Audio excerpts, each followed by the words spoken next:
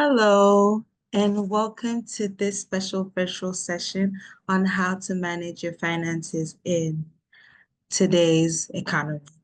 My name is Divine Mukuye, and I'm a young alumni ambassador at York. I graduated from the Faculty of Liberal Arts and Professional Studies with a degree in Health and Society last year. Before I get started, I'd like to take a moment to acknowledge the land that I am on. Because we may not be gathered at the same place, the land that I'm about to acknowledge might not be the territory for the same territory that you are in. So please take responsibility to acknowledge the traditional territory that you are on. As a member of the York University community, I recognize that many Indigenous nations have long-standing relationships with the territories upon which York University campuses are located that precede the establishment of York University. York University acknowledges its presence on the traditional territories of the many Indigenous nations. The area known as Takaranto has been taken by the Anishinaabe Nation and the Haudenosaunee Confederacy and the Huron-Wendat. It is now home to many First Nation, Inuit, and Métis communities. We acknowledge the current treaty holders, the Mississaugas of the Credit Union, and the First Nation. This territory is subject to the Dish with One Spoon, One Poom Belt Covenant and an agreement to peaceably share and care for the Great Lakes region. It is a time of great change at York, and we have been making remarkable progress. There are a few updates that I want to share with you guys today. York continues to excel in international rankings with more than 15 programs in the top 10 of the recently announced QS World University Rankings for the Global 2025. This rankings demonstrate York University's leading position among global universities with exceptional academic programs enriched by experiential and work-integrated learning opportunities. At the same time, we continue to reach higher by exploring new and innovative ways to teach and conduct research and expanding the influence of work of our scholars and researchers. I'm also excited to announce that the newly opened Markham campus will be the venue for the 2026 Federation of International Robo Sports Association at the Robo World Cup, a prestigious international robotics competition. There are so many more updates that I would like to share, but for now, I'll end that here.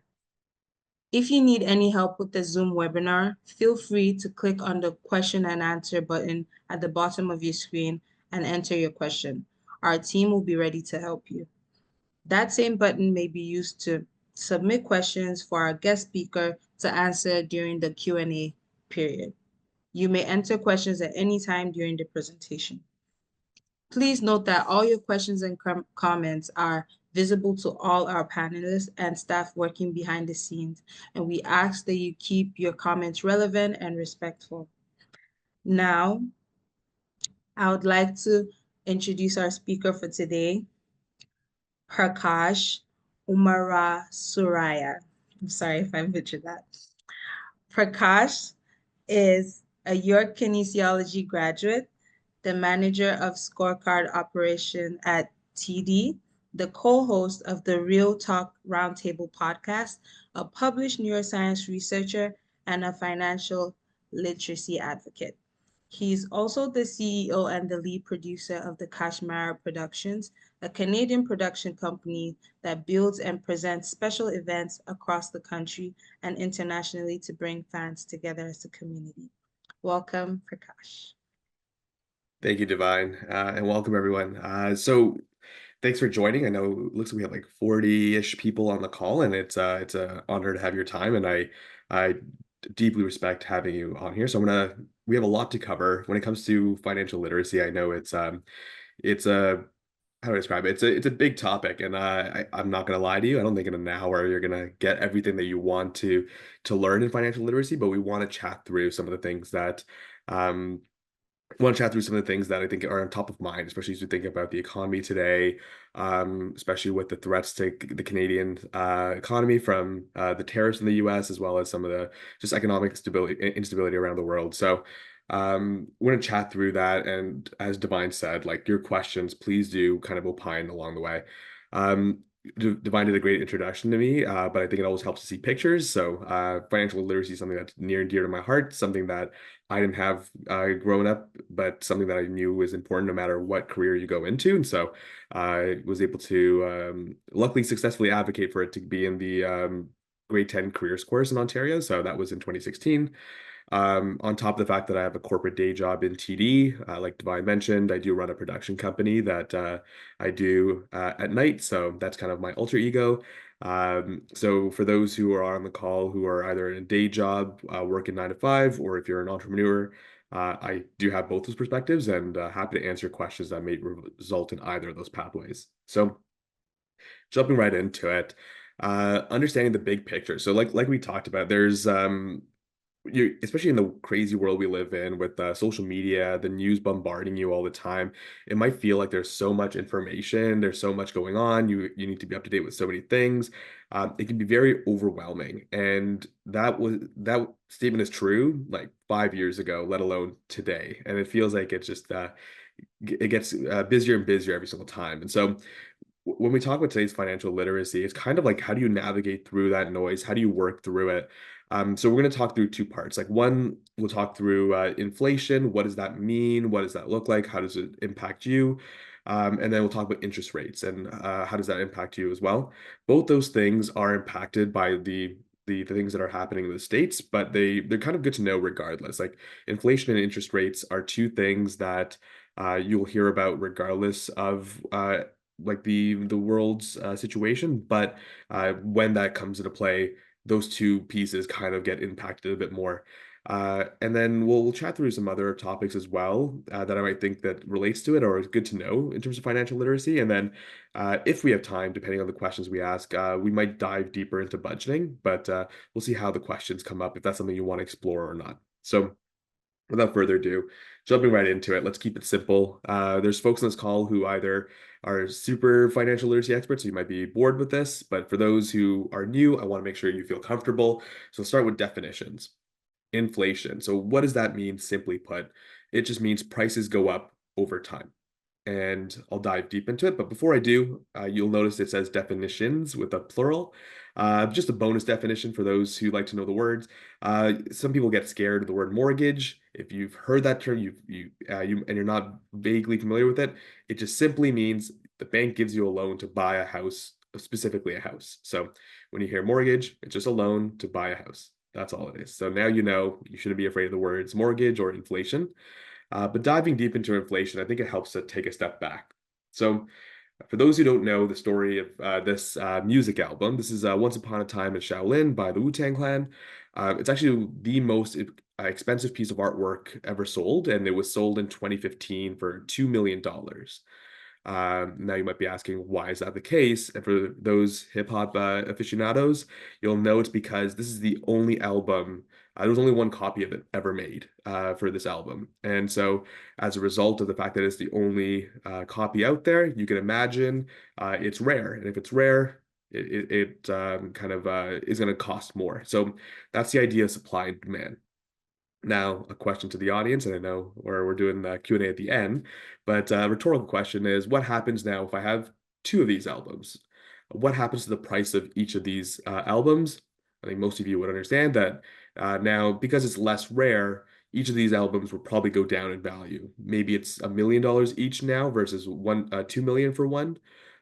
Or it might go to even further if we feel like, you know what, the fact that there was only one really inflated the price. So I think we all understand, like, as there's more of something, it goes down in value. So, now there's two albums, each one goes down in terms of price.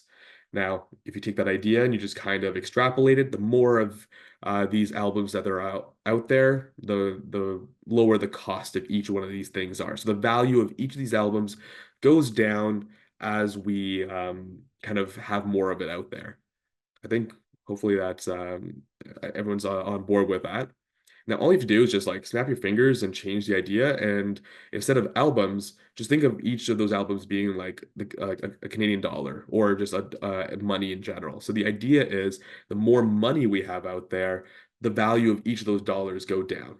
And that's essentially what inflation is that prices go up over time because when we think of the multiple reasons why inflation's, there's like four broad reasons, but going through two of the major ones, wages go up over time. So, minimum wage over time, we do increase it to kind of reflect the current pricing of the world.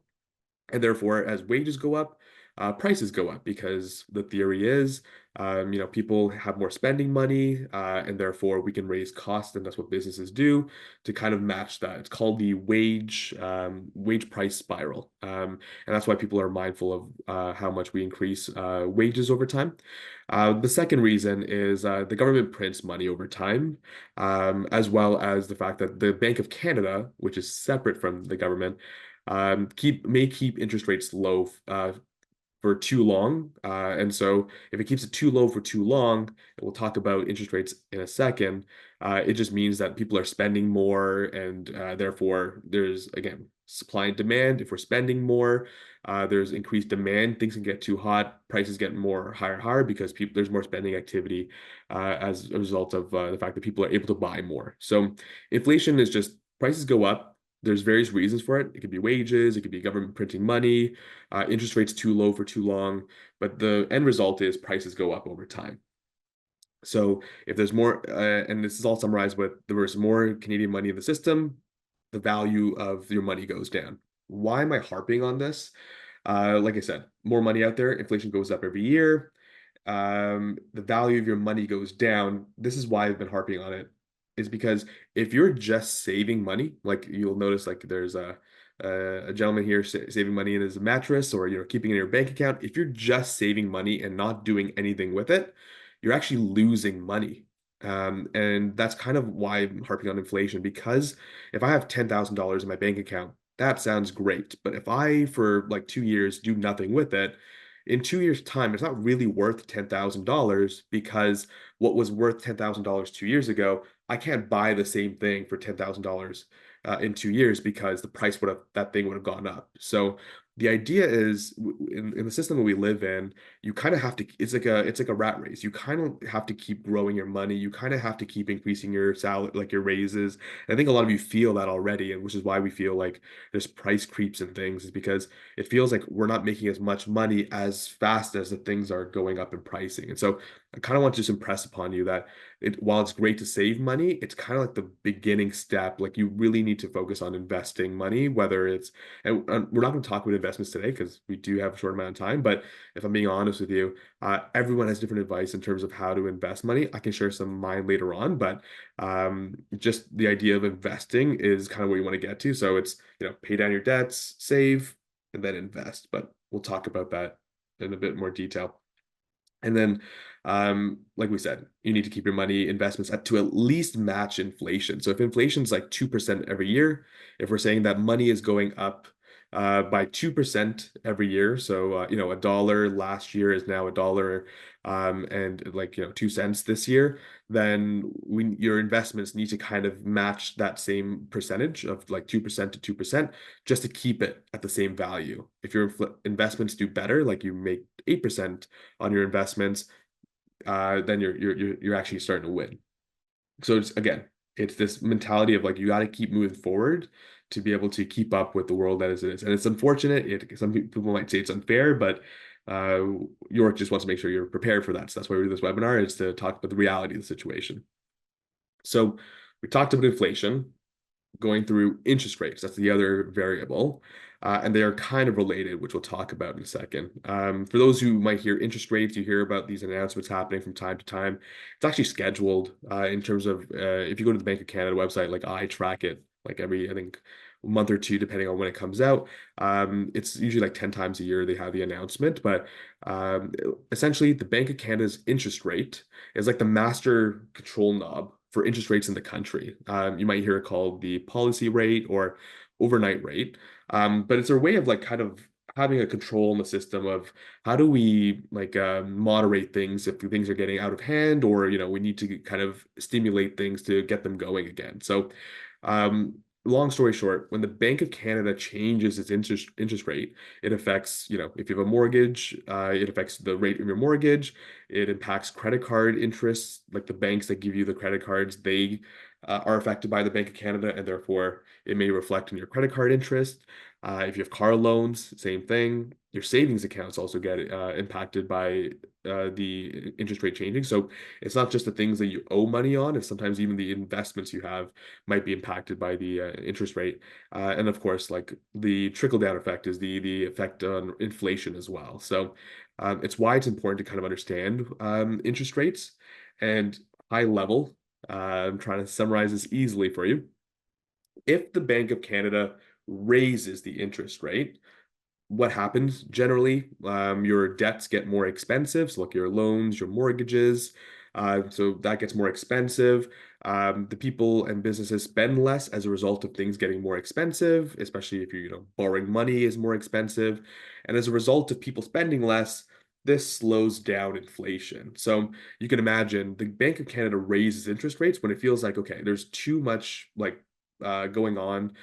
Prices are getting too high. So we raise the interest rate to kind of slow things down a bit. And then sometimes we do that too well. And so we need to actually stimulate things again. So that's when the Bank of Canada lowers the interest rate. So by lowering the interest rate, borrowing gets cheaper. And because people can borrow more, they can, buy a house easier because interest rates are lower. So their spending and their investing can potentially increase as a result of like, spending more. And therefore now people are spending and they're investing and they're buying more things. That's stimulating the economy. So you'll notice in hard times, the Bank of Canada will try to lower the interest rate. Like the pandemic is a perfect example. Like interest rates went down significantly. And then when things are doing well and a little too well, we'll start to increase interest rates to kind of slow things down. So we're not getting inflation. So that's kind of how you think of that master knob. And the Bank of Canada does this on a regular basis, but when and how much they change that interest rate by, it varies depending on what makes sense. So that's interest rates in a nutshell, but how does that kind of like relate to you a bit? So we talked about it briefly. Higher rates means more expensive borrowing, but it can also potentially mean better returns for your savings. So your debts get more expensive as a result of higher rates, but the returns on savings accounts also go up as well. So you kind of again by increasing interest rates, we're slowing down the economy, but we're also incentivizing people to save. So interest rates go up, that's a signal for the Bank of Canada. We want people to save more, spend less. When interest rates go down, we want people to spend less and save more. I may mix that up, and I apologize. So essentially, interest rates going higher, we want things to slow down. Interest rates go down, we want things to spend more and speed up. And then um, how it trickles down is that if inflation is high and interest rates are rising, you might feel a pinch on this in your mortgage or credit card, and you might see this like with higher prices at the grocery store. The reason why I bring all this back together is because with the stuff that's happening in the States with the tariffs, with just like general like trade impacts, you'll see this reflected in interest rates and potentially in inflation. Inflation is kind of this thing that happens outside of the control of any party. It's kind of a collective effort by society. But interest rates is the government or the Bank of Canada's way of trying to moderate this. And so for example, with the tariffs that are happening in the States, if we feel like that's going to cause a lot of people to spend less because things are more expensive, the government may say we need to decrease interest rates so we can get people to still keep spending so that we're not getting into a recession or we're not getting too low on the society of goods and services we're trying to service for everything, especially when it relates to taxes. So um, this is how things kind of come together in terms of that big picture that we talked about. So that's kind of how inflation and interest rates kind of play into that. And again, feel free to ask your questions along the way. I know we're tackling a lot very quickly, but I want to make sure that We get to your questions, but also we chat through this for those who might find this easy as well. But also for those who are new to this, please ask your clarifying questions. I'm happy to support at the end with the Q&A. So again, how does this relate to your daily life? So that was the macroeconomic picture, the big picture of it all. Let's talk about how it relates to you, because you might say this is pretty complicated for cash. I'm not going to watch interest rates that often. I'm not going to check how well the inflation is doing. So let's talk about some common patterns or common things to keep in mind. So, do you have debt? If you have debt, rising interest rates means that that may increase your debt. And for those who bought a house potentially in the pandemic, they're most likely going to be renewing one of the term portions for their mortgage this year, and or next year. And a lot of people who had low interest rates when the pandemic, they're going to be impacted by this because interest rates have drastically increased since the pandemic, and so they're going to see a bump in their payments, which is something to keep in mind. If you're renting or owning a place, it's impacted differently based off of interest rates and inflation. But generally, if you're owning, it's what I talked about with the mortgage. If you're renting, you get the trickle down effect of how mortgages are impacted. So if mortgages are more expensive, people, as they're renting things out, are going to charge more for rent, and therefore rent prices go up. And then same thing happens on the other side of things. So they're kind of connected in that way. And if you're planning a big purchase like a house or a car, being mindful of how high interest rates are might help you delay or change your plan. So this is how you can adapt to it is if you know, like for example, right now, interest rates in the last year have been kind of going down, but it's been going last year, it went down much faster than people expected. The latest announcement, we didn't actually go down. We just kept a pause at where interest rates are. So it might indicate that we're slowing down how much down we're going in terms of interest rates. Or it could be that the bank is like, maybe things are starting to heat up again, and maybe we need to not actually bring things down, but bring it up. So it's why it's good to keep mindful of where the economy is heading, seeing where the interest rates pattern is kind of laying. But I want to stress that nobody can predict the future. So you can't predict if interest rates are going to go up or down. You just, for example, you want to buy a house, when people ask you what's the best time to buy, if especially working in the bank, I'll say the best rule is if you need to buy it, like plan to buy it, don't try to time the market. But you want to work towards budgeting yourself so you're not in a place where you're strapped for money. Which relates to the last point about job stability. When the economy is not doing well, it usually means that there's high unemployment, there's big layoffs. This is also like one of the factors that goes into interest rates and inflation as well too. So if layoffs are rising in your industry, and a big example of this is like the tech industry, you may want to save more aggressively because I have a lot of tech friends who work in tech. They get paid pretty good in terms of the salary that they get. But the smart ones recognize that, hey, this is not going to last forever potentially, and so I need to be proactive in saving. And so uh, when some of them have gone through layoffs, they're not as bad off because they proactively thought about it. So the big summary of today's presentation is just think ahead, think critically, be proactive, and the more you do that, the better it is for you. And then talking about paying down debt, some of you folks asked that question previously to today's webinar. You submitted in advance, so thank you. Just to answer it, like, should I pay down my debts? Should I invest? I call it the game of rates. So you just put your money where the biggest rate is. So for example, if my investments make 5% a year, but my debt is 8% a year, put your money towards your debt. If my investments make 5% a year, but my debt is like 3% or 2%, I would actually say put your money towards your investment, and then the extra money you make from your investments, use that to pay down your debt. And the thing is, I'll point out, investments aren't as consistent as debt rates. Like your stock prices might fluctuate, or other prices, like your stocks might like your GICs or any of your investment certificates could potentially fluctuate, but your credit card won't. Rarely does when things are going bad, does your bank say, "Hey, you know what? Don't worry about your credit card this month. We know things are tough." It's unfortunately, debt is pretty consistent, and so that's why I usually recommend people paying down your debt first before putting into investments. But for those on the call who are a bit more advanced in their financial literacy, just want to mention that it may actually make more sense to put money towards your investments if it's outpacing the debt that you have to pay. And just want to harp on that point a bit, that debt's not necessarily a bad thing. It depends on how you use it. And I'll talk about it actually in the next slide, especially about like how billionaires and millionaires have been seen to use their debt, in case somebody's interested for that. So the last thing I want to talk about when it comes to paying down your debt is the two approaches to paying it down. Some people say like, hey, Prakash, I have like, 4 lines of credit. I pay down the one that is the smallest balance, or do I pay the one with the biggest interest rate? Um, it really depends on what makes sense for you as a person. So there's two approaches, and there's what we call the debt avalanche approach and the debt snowball approach.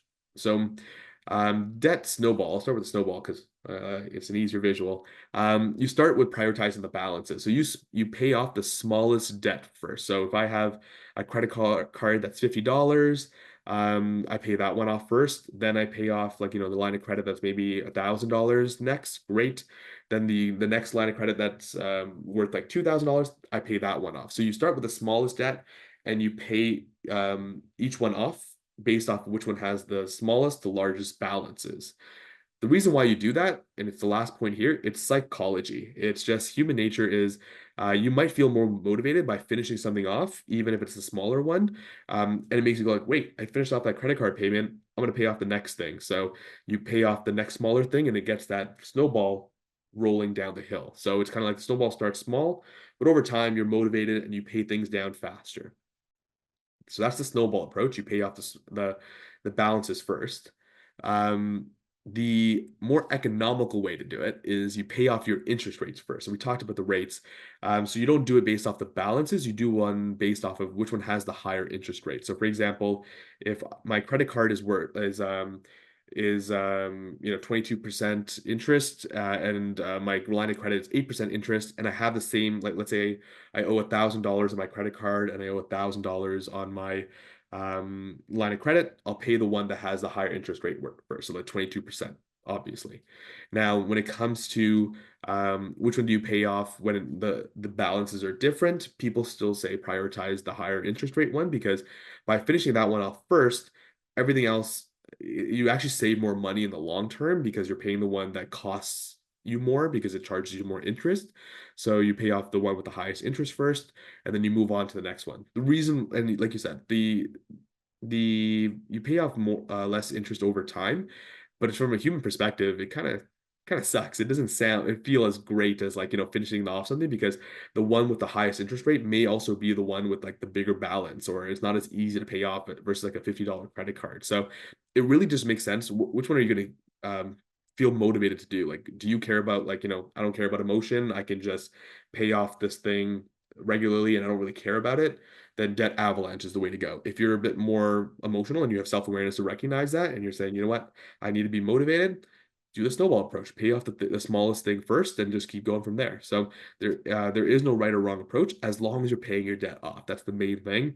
The worst case scenario is you try to do one of these things and it's not your right approach, and you just stop because you're not motivated enough, or you just you get bored, or you get distracted. So whichever way you do it, just choose one of these ways and stick to it. And the last thing I'll kind of end off on before we kind of open up to questions is when we talk about debt, I mentioned it earlier, it's not necessarily a bad thing.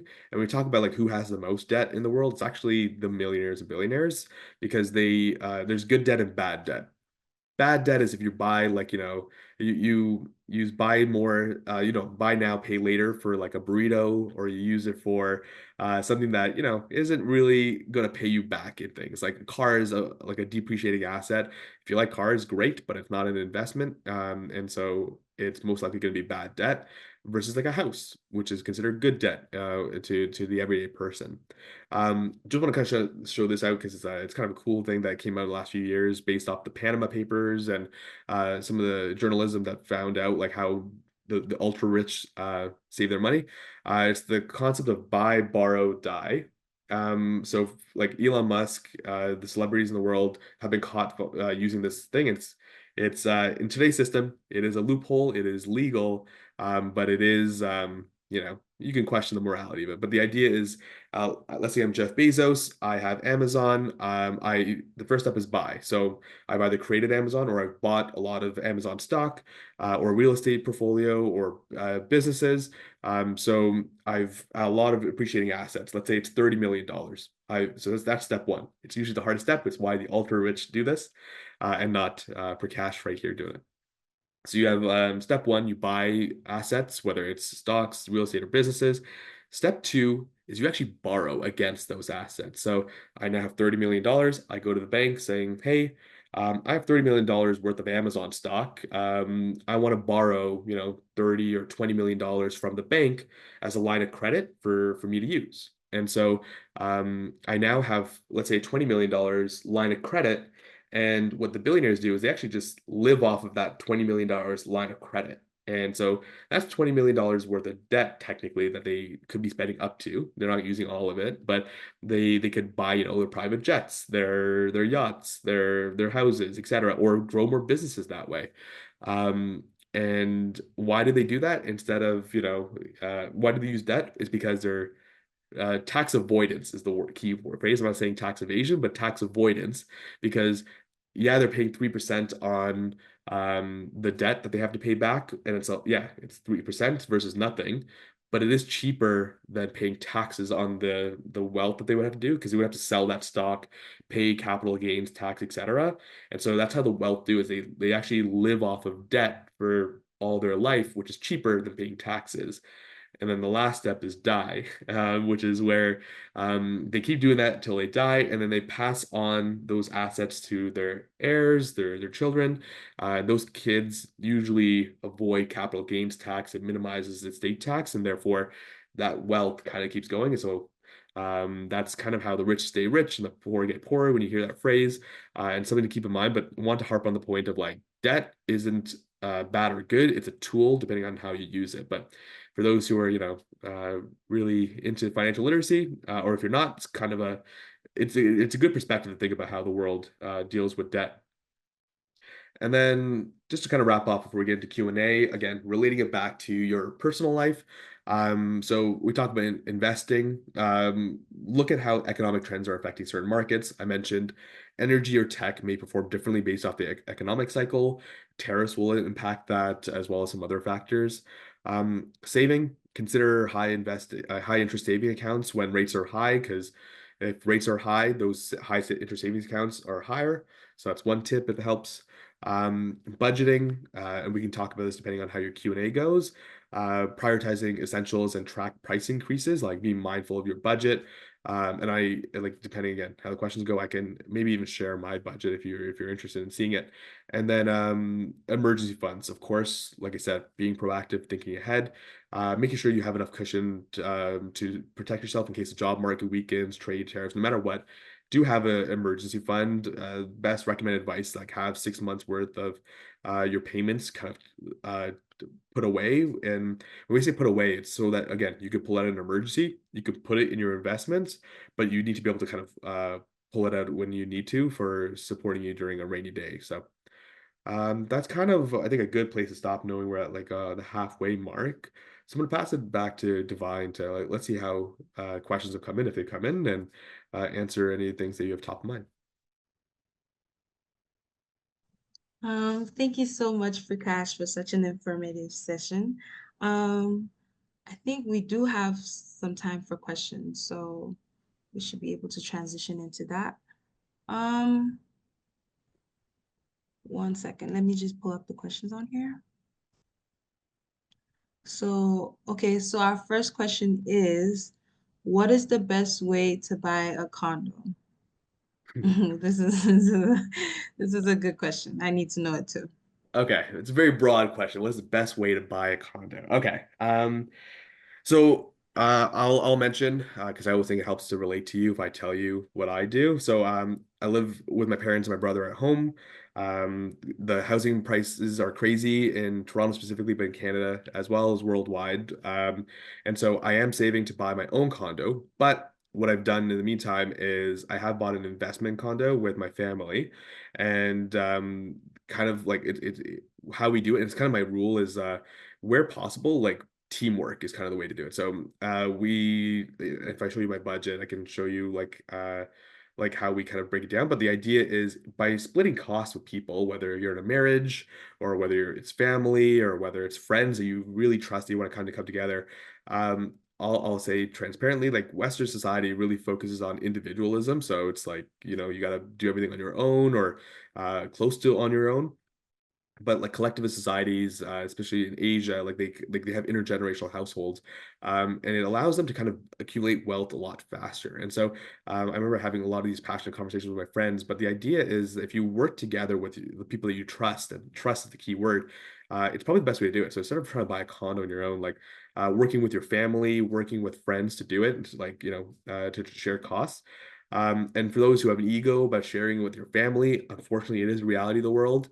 And I just showed you how the ultra rich, even their kids, can't say they did it on their own. The ones who work together usually survive the hardest. And so I would say, like, if you're thinking about buying a condo and you can't do it on your own, partner with people. If you're trying to do it on your own, the advice is it's going to probably take longer. It's still possible. It's just going to take longer than if you work together.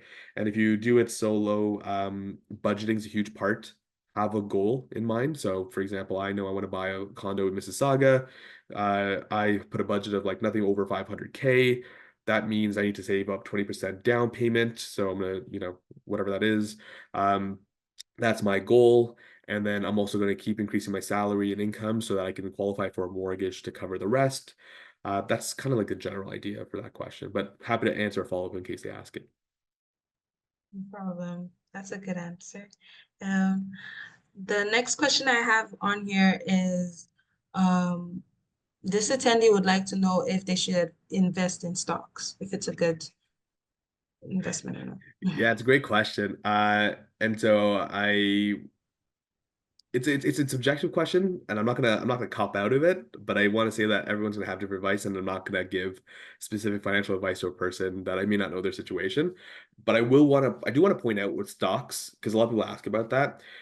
I do want to point out in the society we live in that stocks, as well as anything investing, is akin to gambling in the sense that you are paying for something that you have no control, direct control over. It has factors that go outside of your control. It's better than gambling because if you lose money with gambling, you don't get anything back. But if you lose money with stocks, there is the potential to rebound. But it does take time. It does take knowledge on what you're investing in, and not just jumping on what latest trends are. Usually by then you're already too late. It's already more expensive than the gains you would have gained.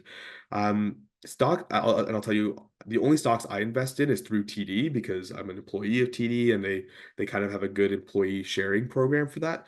But otherwise, I don't like use stocks on my own. My way of investing is through my business, like Prakash Amarasooriya Productions or any of the businesses I create. That's kind of way I focus my time instead of like watching the stocks. I kind of do it that way. It makes sense for me. It's how I like to control my factors. Some people are better at managing stocks than me. I have a friend who he's constantly watching stocks. He does a great job. I have friends who do the same and they don't do a great job. So just be mindful that again, in investing, it's the game of risk versus reward. The higher the risk you take, the more likely the reward. But it is a higher risk, meaning that there's a higher risk of losing your money. It's in terms of getting money or getting rich, there is no one answer. There's no like, hey, follow this path, you will get rich. Otherwise, everyone would be rich. And so that's kind of why if you're going to do stocks, make it make sense for you. Are you able to like watch it? Are you able to monitor it? Are you okay not being emotionally invested in it? If you can answer those questions and it makes sense for you, then do it. But otherwise, think about what makes sense for you. For me, it's my businesses.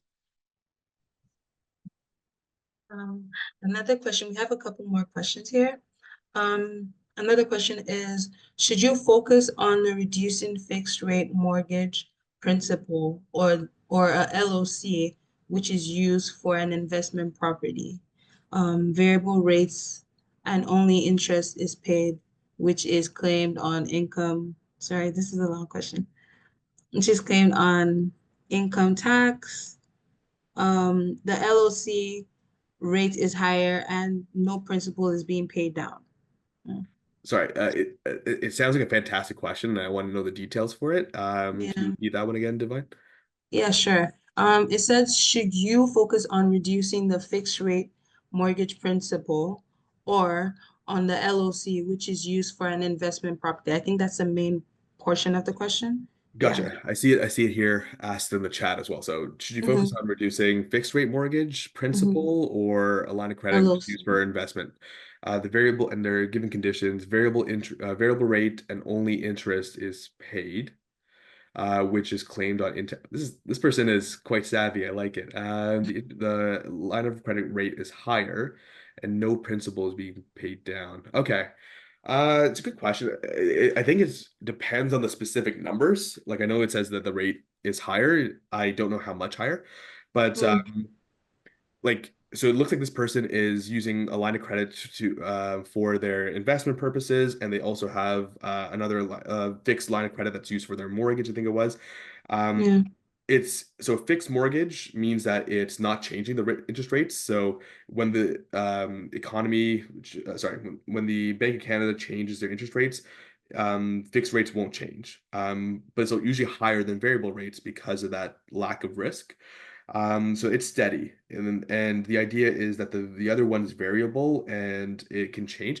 It really depends on what that differential between the fixed rate and the variable rate is. If it's significantly apart, I would still pay down the fixed rate. But if you're like, okay, no, they're kind of close together, like it was in the pandemic, it's whatever makes sense for you in terms of what's cheaper. Usually I try to pay down the fixed ones because they're more expensive. The variable one gives me more flexibility, but then if rates get high, then I start focusing my attention on the variable one. So fantastic question, whoever asked that. Thank you. Mm. Another question here is, could you share your budgeting and the best way to start investing, whether in Forex or in crypto? For sure. Okay. I'm going to do some, okay, so I see some questions up here. Okay, so crypto, I'll answer the crypto related questions. It's like I said, I personally stay out of it because it's so volatile, it's high risk. If you're comfortable with that, like all kudos and power to you. It is just very volatile. I would say for things like NFTs, for example, they're very this is my personal opinion. Don't take it for any offense, but I'm just like, I'm not gonna pay for a picture. It's I think not a long-term investment that makes sense. Crypto coins and things like that. Again, it's relatively new. It may pay off, like for those who invested in Bitcoin back in the early 2010s. But it is very volatile, so I'm not going to advise on it. Some folks, yes, but I would just say it is it's very volatile. So if you're okay lose, I would say the best advice is if you're okay losing the money you invest in crypto, invest in it, but you need to be prepared for the fact that it may also go away. And if you're okay with that, totally fine. But like you might not put all your money there, just put the amount of money that you're willing to lose in case it goes to the worst case scenario. I'll come back to the budget question. Divine, is it okay if I tackle one of the other questions? Yeah, I have one more question here. It says, could you please address emergency funds? There are a lot of layoffs in the post-secondary world, unfortunately. Which, how much should we have in an emergency fund and what vehicle should it be stored in? Okay. Okay, so now's probably a good time to share the budgeting stuff, so I can answer like a few questions related to that. So, we've unlocked this level of the video game where I can get to the budgeting part of this. So, this is kind of like the general. I prepared it. It's not that far off from what I do on my personal basis, and I obviously this is recorded, so I didn't put my real numbers in case people are trying to learn how I live my life micro to micro. But I just want to show how I do it. Like, in kudos to my brother, he gets full credit for building a template for this, but just high level. If I look at like monthly salary, let's say it's $6,000, and then I look at my expenses. And again, I'm doing this high level because I'm not expecting you to track every Uber purchase or every time you go to DoorDash. But I do high level to say, okay, what are my big monthly expenses? So I mentioned I live in a house with my family, so we share like property tax, water bill, and I have my own car insurance I gotta pay. And like I mentioned, for those who have a condo or another sort of investment, whether it's their business, a condo, or anything else, you have other big monthly expenses. For me, let's say use a condo for those who can relate to another expense. Here's the maintenance fees, the property tax. the bank payments, and I do it on a monthly basis. So some of these things, like property tax, it's not done monthly, but I convert it so I have a monthly number. Same thing for some of the other, like car insurance, I pay it yearly. I just do it as a monthly number. So, even though I pay like $2,000 a year, I might divide it into 12 and then say, okay, 160, 170 is that number. And so that I can budget that away for myself. Because whether I paid in 1 year, sorry, whether I pay it annually or whether I pay it monthly, I'm still saving that month, or I should be saving that month monthly. And then you'll see in yellow here, this is my regular monthly expenses. So like, for me to like have fun, go out, dine out, entertainment, etc., whatever other things. Let's say I do 1,000. Again, these aren't real numbers, but you get a total of like 3,100. And then on top of that, this is where I proactively create a section for like things I want to save to pay down. So whether it's my business debt, I want to pay down here, I want to pay down my condo debt, or I have a goal of like I want to save up for vacation. Let's say you want to save up I'm going to do this live so you can see that I do this. So let's say I want to create a vacation goal. I'm like vacation, and I want to save $500 a month because I want to go for a big one at the end of the year or something like that, or 1,000, whatever it is. I use formulas, so try to. This one's not a sum formula, but let's say do it. Um, and then that way, everything changes that way. And I can see at the end of the day, I take how much money I make, how much money I spend, and any extra goals that I want to do, whether it's, paying down debt, saving up for vacation, saving up for a condo, for that question that was asked earlier. And then I have an idea of like, okay, what's my monthly savings? I have like, so based off this math, I should have $400 comfortably at the end of the month to be able to like put away for extra things. I can put that $400 back into this prepayment. I can use it to, spend a bit more, or I can just, use it for investments or something later on. But this allows me to make sure that in case this goes up, let's say my regular monthly expenses goes up by another 1,000, I now can see, oh wow, I'm in the hole. I got to cut back my spending. This allows me to like have a good check on how things are going. And to the question about our emergency fund, this it's based off your reality. Like if you can only save $20 a month, I'm not going to ask you to save 400, right? So it really needs to make sense to you. But then as your life changes, as your hopefully your salary increases and you can get a better handling expenses, this number should go up. And then last thing I'll show you is the crazy thing. And this is a snippet. This is so I take this view and I do this. And this is like I'm a crazy person. I'm telling you this on the call. Like I weekly check my like how my payments do. So this again, fake numbers, but like to give you an idea, like my lines of credit for my business, for my mortgage, for the condo. Let's say this is the rate on a weekly basis because I do weekly payments. And for those who do monthly payments, I would recommend weekly. If you pay $1,000 a month, just pay 250 every week, which is the same thing, but it pays down your interest faster because of the weekly piece. So by just changing the frequency of your payments, even though it's the same amount, you actually it'll pay off over time. And as a like I said, a crazy person, I check to the penny like how much money I'm saving on these payments. But this is to show you how complicated I get. And for the people who are like, oh, nobody budgets, there are people who budget, but it allows me to actually see like, okay, I know in 2 years I'm gonna have a business that's fully paid off, that's just profit generating. I will have a condo that's fully paid off, that's fully profit generating.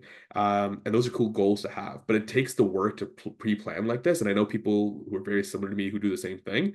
And that's again the moral I want to show, and that's why I'm showing my personal format for this is because if you know that I do this on a daily basis, hopefully it encourages you to know like, hey, if I just watch my situation, you should be able to get a handle on it. It's kind of like don't like if you have a control of your money, it won't have a control over you. And I think that's a lot of the things that happen with financial literacy. People feel scared about like dealing with the situation, but once you know what it is, what the reality is, only then can you work with it. So hopefully this helps with some of the other questions about like budgeting and stuff. But just want to show that view, Divine. Yes, okay, I got it. There's one more question here. It says, based on the current situation, should I invest in a US dividend or a Canadian dividend? Uh, Again, it's a bit of a general question. I'm not sorry if we're talking about like index funds or things like that. It again, I'm not going to give financial advice here because I'm not licensed to do so. Mhm. Um, thinking it like. Eh, it depends. And it's a terrible answer, and I apologize. But it really, again, goes back to what makes sense for you, especially because the US dollar is usually much higher than the Canadian dollar. If you are able to do it, go for it. I, where possible, try to focus on the Canadian dollar, and that's why my business focuses on Canada. I did just incorporate my business in US a few weeks ago, so now I'm starting to pivot in that direction. But when it comes to the US dividend or Canadian, the US situation is very volatile right now, and that could be a good or a bad thing. Like last week with the like 2 weeks ago with the tariff situation, if you invested low when the stocks were all crashing, you would be doing great right now. Would I recommend people to do that? No, because I don't know if that was going to be the case. So, uh, at the end of the day, like I said, nobody can predict the future. People can provide advice. I will say, if anyone says they know that this is the way to sure make money, um, usually if something's too good to be true, it usually is. So just keep an eye out. Like again, nobody knows how to predict the market or do anything from that perspective. So definitely just keep in mind that your situation has to make sense for you. Yeah, that's a realistic approach. Another question we have here is when looking for good rates on mortgages, is it best to approach banks or use a broker? Oh man. Okay. So I work at TD, but I'm gonna take off my TD lens, and you're hearing it from Prakash Amarasooriya. So if TD comes after me, please know this is personal opinion. Brokers are usually cheaper. You go to a broker, their goal is to find you the best rate by shopping around. And it's kind of like goes for anything. Like the more homework you do, the better it is. Long story short, when I got my laser eye surgery, I got $1,000 off just because I told them I'm not interested. I'm looking around right now, and they're like, hey, if you buy this in the next if you get your surgery within the next like 3 months, and I was looking for like 2 years, like if you get it in the next 3 months, we'll give you $1,000 off just because we can tell you're clearly like you got the money to do this and you're thinking ahead. I'm like, I wasn't even looking for a discount, but yeah, sure, I'll take it. And then I got a pretty good rate on pretty good eyes. And I would say that it's the same thing with shopping around. Like if you tell people you're shopping around, as well as you actually shop around, you have things to price match against. Usually people will reward you for being smarter or for, being thinking ahead. Usually, unfortunately, people who are less informed are the ones who end up paying more, right? And so, the more informed you are, the better equipped you are. Knowledge is power. It's a tool. It allows you to be able to, prepare for those situations and negotiate better. So, the broker helps you with that, but even then, still keep shopping around because your broker might not find the best thing. And then also, when you use a broker, go to your bank and say, hey, my broker offered me this. What can you do to match that? Right. And usually they can like kind of logically say, well, if we got to, if you want your business, we got to beat that. And so how do we do that? So, um, negotiating was something that I had to learn over time. I wasn't comfortable with as a kid, even when it comes to my salary, but it is something you have to do. If you don't fight for yourself, no one will. So, yeah. Word, that's significant. Okay, we have our last question here, and it says, my mortgage is up for renewal next week. Should I go for a variable or a fixed rate? Oh, that's a great question. Yeah, I'm not going to advise on that. I appreciate you trusting me to try to make that decision for you. I won't, only because again, I'll give you the approach on how you should answer it. Like if you are, if you believe that, so rates are where they are right now. If you believe rates are going to go down, then you should probably go for a variable.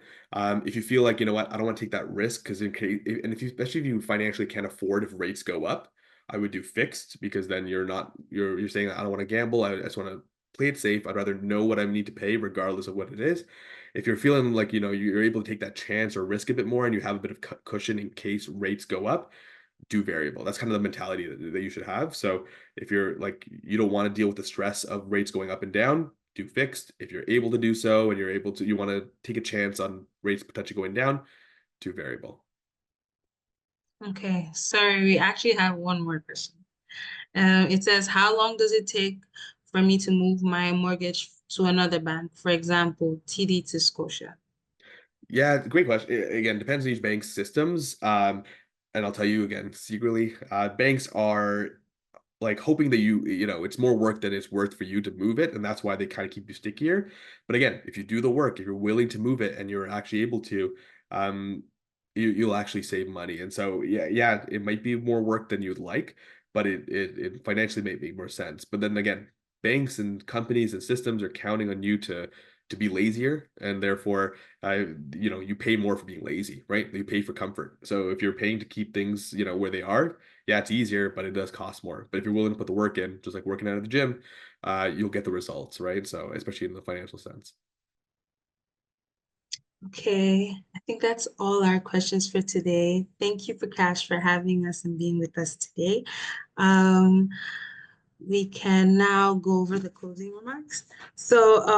In closing, I'd like to share we have many upcoming events for alumni and friends. To register and to learn more about the upcoming sessions, just please visit the yorkuniversity.ca/alumni and friends. And it's going to be in the chat for anyone that's interested in it. And so thank you all for coming today and be well. Have a good rest of your day. Bye.